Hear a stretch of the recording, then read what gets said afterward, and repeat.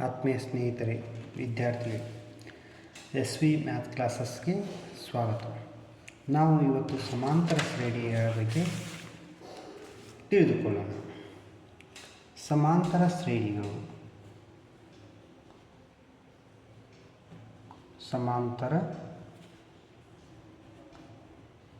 ಶ್ರೇಣಿಗಳು ಸಮಾಂತರ ಶ್ರೇಣಿಗಳು ಅಂತಂದರೆ ಏನು? ಮೊದಲ ಪದವನ್ನು ಹೊರತುಪಡಿಸಿ ಪ್ರತಿಯೊಂದು ಪದವನ್ನು ಪಡೆಯಲು ಅದರ ಹಿಂದಿನ ಪದಕ್ಕೆ ಒಂದು ನಿರ್ದಿಷ್ಟ ಸಂಖ್ಯೆಯನ್ನು ಕೂಡಿಸುವುದರಿಂದ ಪಡೆಯುವ ಸಂಖ್ಯಾ ಪಟ್ಟಿಯೇ ಸಮಾಂತರ ಶ್ರೇಣಿ ಅಂತ ನಾವು ಕರಿತೀವಿ. ಸಮಾಂತರ ಶ್ರೇಣಿ ಅಂತಂದರೆ ಏನು? ಮೊದಲ ಪದವನ್ನು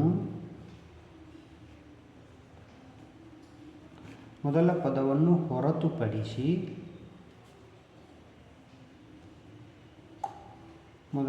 ಪ್ರತಿಯೊಂದು ಪದವನ್ನು ಪಡೆಯಲು ಅದರ ಹಿಂದಿನ ಪದಕ್ಕೆ ಒಂದು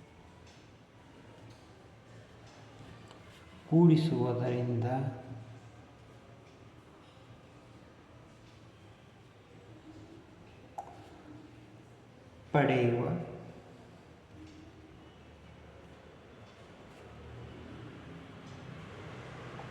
ಸಂಖ್ಯಾ ಪಟ್ಟಿ ಸಮಾಂತರ ಶ್ರೇಣಿ. ಸಮಾಂತರ ಶ್ರೇಣಿ ಅಂತಂದ್ರೆ ಏನು? ಮೊದಲ ಪದವನ್ನು ಹೊರತುಪಡಿಸಿ ಪ್ರತಿಯೊಂದು ಪದವನ್ನು ಪಡೆಯಲು ಅದರ ಹಿಂದಿನ ಪದಕ್ಕೆ ಒಂದು ನಿರ್ದಿಷ್ಟ ಸಂಖ್ಯೆಯನ್ನು ಕೂಡಿಸುವುದರಿಂದ ಪಡೆಯುವ ಸಂಖ್ಯಾ ಪಟ್ಟಿ ಸಮಾಂತರ ಶ್ರೇಣಿ. ಈಗ ನಾವು ಉದಾಹರಣೆ ಮುಖಾಂತರ ತಿಳ್ಕೊಳ್ಳೋಣ. ಇಲ್ಲಿ ನೋಡ್ರಿ, ಇಲ್ಲಿ ಒಂದು ಸಂಖ್ಯಾ ಶ್ರೇಣಿ ಇದೆ, ಸಂಖ್ಯಾ ಪಟ್ಟಿ ಇದೆ. 1 2 3 4 ಅದೇ ರೀತಿ ಮುಂದುವರಿತಾ ಹೋಗಿದೆ ಸಂಖ್ಯಾ ಪಟ್ಟಿ. ಈ ಸಂಖ್ಯಾ ಪಟ್ಟಿಯಲ್ಲಿ ಮೊದಲ ಪದ ಏನಿದೆ? ಒಂದಿದೆ. ಆ ಮುಂದಿನ ಪದವನ್ನು ಪಡೆಯಲು ಒಂದು ನಿರ್ದಿಷ್ಟವಾದ ಸಂಖ್ಯೆಯನ್ನು ಕೂಡಿಸ್ತಾ ಹೋಗಿದ್ದಾರೆ. ಇಲ್ಲಿ ನೋಡಿ, ಇದಕ್ಕೆ 1 ಕೂಡಿಸಿದಾಗ 2 ಬಂತು, ಹೌದಾ? ಈ 2ರ ಮುಂದಿನ ಸಂಖ್ಯೆ 3. ಆ 3 ಹೇಗೆ ಬಂತು? ಈ 2ಕ್ಕೆ 1 ಕೂಡಿಸಿದಾಗ 3 ಬಂತು. ಅದೇ ರೀತಿ 3ರ ಮುಂದಿನ ಸಂಖ್ಯೆ 4. ಈ 3ಕ್ಕೆ 1 ಕೂಡಿಸಿದಾಗ 4 ಬಂತು. ಹಾಗಾದರೆ ಇಲ್ಲಿ ಏನು ಮಾಡಿದ್ದಾರೆ? ಪ್ರತಿ ಪದದ ಮುಂದಿನ ಪದಕ್ಕೆ 1 ಕೂಡಿಸ್ತಾ ಹೋಗಿದ್ದಾರೆ. ಅಂದರೆ ಹಿಂದಿನ ಪದಕ್ಕಿಂತ ಮುಂದಿನ ಪದ 1 ಹೆಚ್ಚಾಗಿದೆ. ಅದೇ ರೀತಿ ಇನ್ನೊಂದು ನೋಡೋಣ. 70 60 50 40. ಅದೇ ರೀತಿ ಇದು ಸಂಖ್ಯಾ ಪಟ್ಟಿ ಏನಾಗಿದೆ? ಮುಂದುವರಿತಾ ಹೋಗಿದೆ. ಇಲ್ಲಿ ಏನು ಮಾಡಿದ್ದಾರೆ? ಮೊದಲನೇ ಪದಕ್ಕೆ 10 ಕಮ್ಮಿ ಇದೆ, ಹೌದಾ? ಈ 60ರ ಮುಂದಿನ ಪದವು 60ಕ್ಕಿಂತ 10 ಕಮ್ಮಿ ಇದೆ. ಅದೇ ರೀತಿ ಮುಂದಿನ ಪದ 40, ಈ 50ಕ್ಕಿಂತ 10 ಕಮ್ಮಿ ಇದೆ. ಇಲ್ಲಿ ಏನಾಗಿದೆ ಅಂತಂದರೆ ಮುಂದಿನ ಪದವು ಹಿಂದಿನ ಪದಕ್ಕಿಂತ 10 ಕಮ್ಮಿಯಾಗಿದೆ, ಹೌದಾ? ಇನ್ನು ನೋಡೋಣ. 4 4 4 4. ಅದೇ ರೀತಿ ಸಂಖ್ಯಾಪಟ್ಟಿ ಮುಂದುವರಿದಿದೆ. ಇಲ್ಲಿ ಮೊದಲನೇ ಪದಕ್ಕೆ 0 ಕೂಡಿಸ್ತಾ ಹೋಗಿದ್ದಾರೆ. 4ರಲ್ಲಿ 0 ಕೂಡಿಸಿದರೆ ಎಷ್ಟು? 4. ಅದೇ ರೀತಿ ಮುಂದಿನ ಪದ ಪಡೆಯಲು ಮತ್ತೆ 0 ಕೂಡಿಸಿದ್ದಾರೆ. ಅದೇ ರೀತಿ ಮುಂದಿನ ಪದ ಪಡೆಯಲು 0 ಕೂಡಿಸಿದ್ದಾರೆ. ಇದೇ ರೀತಿ ಇದು ಸಂಖ್ಯಾಪಟ್ಟಿ ಮುಂದುವರಿದೆ. ಈ ರೀತಿ ಸಂಖ್ಯಾಪಟ್ಟಿಗಳನ್ನು ನಾವೇನಂತೀವಿ? ಸಮಾಂತರ ಶ್ರೇಣಿಗಳನ್ನು ಅಂತ ಕರಿತೀವಿ. ಇಲ್ಲಿ ಏನಿರುತ್ತೆ? ಇಲ್ಲಿ ಒಂದು ಸ್ಥಿರ ಸಂಖ್ಯೆ ಇರುತ್ತಲ್ಲ, ಆ ಸ್ಥಿರ ಸಂಖ್ಯೆಯನ್ನು ಕೂಡಿಸ್ತಾ ಹೋಗ್ತಾರಲ್ಲ, ಕಳೀತಾ ಹೋಗ್ತಾರಲ್ಲ, ಅದು ಏನಂತೀವಿ? ಅದಕ್ಕೆ ಸಾಮಾನ್ಯ ವ್ಯತ್ಯಾಸ ಡಿ ಅಂತ ಕರಿತೀವಿ. ಇಲ್ಲೇನಂತೀವಿ? ಆ ಸ್ಥಿರ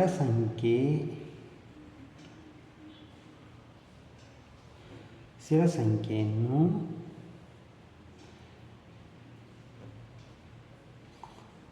ಸಮಾಂತರ ಶ್ರೇಣಿಯ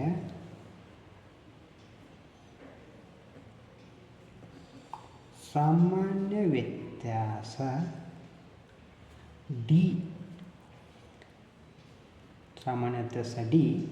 ಎನ್ನುತ್ತಾರೆ.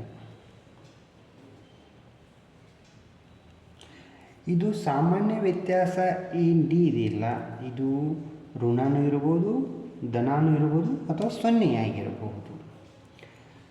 ಈಗ ಇಲ್ಲಿ ನೋಡ್ರಿ, ಒಂದು ಸಂಖ್ಯಾ ಪಟ್ಟಿಯನ್ನು ತಗೊಳ್ಳೋಣ ನಾವು. ಹೌದಾ? ಯಾವುದು? 21, 18, 15 ಇದೇ ರೀತಿ ಇದು ಏನಾಗಿದೆ, ಮುಂದುವರೆದಿದೆ. ಇಲ್ಲಿ 81 ಇದೆ. ಹೌದಾ? ಈಗ ಮೊದಲನೇ ಪದ ಯಾವುದೈತಿ? 21, ಎರಡನೇ ಪದ 18, ಈ ರೀತಿ. ಈ ಮೊದಲನೇ ಪದಕ್ಕೆ ಏನಂತ ಕರಿತೀವಿ? A1, ಎರಡನೇ ಪದಕ್ಕೆ A2, ಮೂರನೇ ಪದಕ್ಕೆ A3. ಅದೇ ರೀತಿ ಮುಂದುವರಿತಾ ಇದು ಕೊನೆಯ ಪದವನ್ನು ಏನಂತ ಕರಿತೀವಿ? A1 ಅಂತ ಕರಿತೀವಿ. ಕೊನೆಯ ಪದ ಏನು? A1 ಆಗಿರುತ್ತದೆ.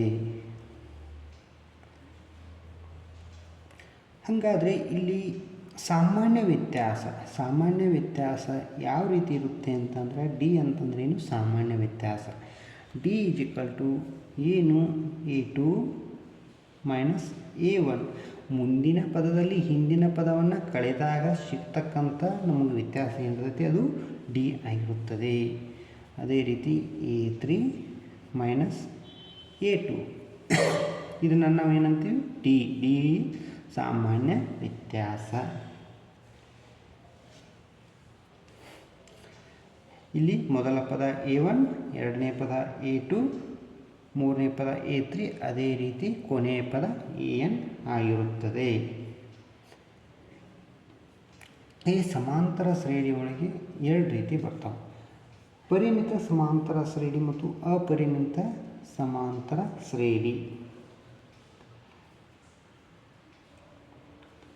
ಪರಿಮಿತ ಸಮಾಂತರ ಶ್ರೇಣಿ, ಇನ್ನೊಂದು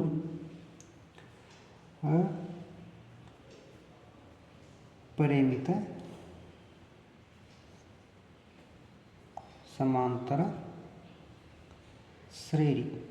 ಇಲ್ಲೇನು ಪರಿಮಿತ ಸಮಾಂತರ ಶ್ರೇಣಿ ಅಂತಂದರೆ ಏನು? ಒಂದು ಸಮಾಂತರ ಶ್ರೇಣಿಯ ನಿರ್ದಿಷ್ಟ ಪದಗಳ ಸಂಖ್ಯೆಯನ್ನು ಮಾತ್ರ ಹೊಂದಿದ್ದರೆ ಅದು ಪರಿಮಿತ ಶ್ರೇಣಿ ಆಗಿರುತ್ತದೆ. ಫಾರ್ ಎಕ್ಸಾಂಪಲ್ ಇಲ್ಲಿ ನೋಡ್ರಿ, ಪರಿಮಿತ ಸಮಾಂತರ ಶ್ರೇಣಿ ಉದಾಹರಣೆ ನೋಡೋದಾದರೆ 250, 200, 350, ಹಾಗೆ ಸಂಖ್ಯಾಪಟ್ಟಿ ಮುಂದುವರಿತಾ 50. ಇಲ್ಲಿ ಇನ್ನೊಂದು ನೋಡ್ರಿ, ಇಲ್ಲೇ ಮೇಲ್ಗಡೆ ಎಕ್ಸಾಂಪಲ್ ಇದೆಯಲ್ಲ, 21, 18, 15 ಮೈನಸ್ 81. ಇವೇನು? ಪರಿಮಿತ ಸಮಾಂತರ ಶ್ರೇಣಿ. ಇದು ಪರಿಮಿತ ಸಮಾಂತರ ಶ್ರೇಣಿ ಎನ್ನನೇ ಪದವನ್ನು ಹೊಂದಿದೆ. ಎನ್ನನೇ ಪದವನ್ನು ಯಾವ ಹೊಂದಿರ್ತಾವಲ್ಲ ಅವು ಪರಿಮಿತ ಸಮಾಂತರ ಶ್ರೇಣಿ. ಇವು ನಿರ್ದಿಷ್ಟ ಸಂಖ್ಯೆಗಳನ್ನು ಹೊಂದಿರುತ್ತವೆ. ಇನ್ನು ಎರಡನೇದ ಅಪರಿಮಿತ ಸಮಾಂತರ ಶ್ರೇಣಿ ಅಂತಂದರೆ ಏನು? ಒಂದು ಸಮಾಂತರ ಶ್ರೇಣಿಯು ಅಪರಿಮಿತ ಪದಗಳನ್ನು ಹೊಂದಿರುತ್ತದೆ. ಇಲ್ಲಿ ಯಾವುದೇ ರೀತಿಯಕ್ಕಂಥ ಕೊನೆಯ ಪದ ಇರೋದಿಲ್ಲ, ಎನ್ನೇ ಪದ ಇರೋದಿಲ್ಲ. ಅಂಥವಕ್ಕೆ ಏನಂತೀವಿ ನಾವು? ಅಪರಿಮಿತ ಸಮಾಂತರ ಶ್ರೇಣಿ ಅಂತ ಕರಿತೀವಿ. ಉದಾಹರಣೆಗೆ 3, 7, 11 ಅದೇ ರೀತಿ ಇದು ಮುಂದುವರಿತಾ ಹೋಗುತ್ತದೆ. ಎನ್ನನೇ ಪದ ಇರೋದಿಲ್ಲ. ಈ ಶ್ರೇಣಿಗೆ ಏನಂತೀವಿ? ಅಪರಿಮಿತ ಸಮಾಂತರ ಶ್ರೇಣಿ. ಇನ್ನೊಂದು ನೋಡೋದಾದರೆ 1, 2, 3 ಅದೇ ರೀತಿ ಇದು ಕಂಟಿನ್ಯೂಸ್ ಆಗಿ ಮುಂದುವರಿಯುತ್ತಾ ಹೋಗುತ್ತದೆ. ಇದಕ್ಕೇನಂತೀವಿ ನಾವು? ಅಪರಿಮಿತ ಸಮಾಂತರ ಶ್ರೇಣಿಗಳು ಅಂತ ಕರಿತೀವಿ. ಇದು ಏನಾಯಿತು? ನಮಗೆ ಸಮಾಂತರ ಶ್ರೇಣಿಯ ಬಗ್ಗೆ ಪೀಠಿಕೆಯನ್ನು ನಾವು ತಿಳ್ಕೊಂಡಿವಿ. ಹೌದಾ? ಬೇಸಿಕನ್ನು ತಿಳ್ಕೊಂಡಿವಿ. ಇನ್ನು ಮುಂದೆ ಏನು ಮಾಡೋಣ? ಮುಂದಿನ ತರಗತಿಯಲ್ಲಿ ನಾವು ಸಮಾಂತರ ಶ್ರೇಣಿಯ ಲೆಕ್ಕಗಳನ್ನು ಬಿಡಿಸ್ತಾ ಹೋಗೋಣ. ಹೌದು, ಅಭ್ಯಾಸಗಳನ್ನು ಬಿಡಿಸ್ತಾ ಹೋಗೋಣ. ನಿಮಗೆ ಇದು ವಿಡಿಯೋ ಇಷ್ಟ ಆಗಿದ್ದರೆ ಒಂದು ಸಬ್ಸ್ಕ್ರೈಬ್ ಮಾಡಿ, ಲೈಕ್ ಮಾಡಿ, ನಿಮ್ಮ ಫ್ರೆಂಡ್ಸ್ಗೆ ಹಂಚಿಕೊಳ್ಳಿ. Thank you.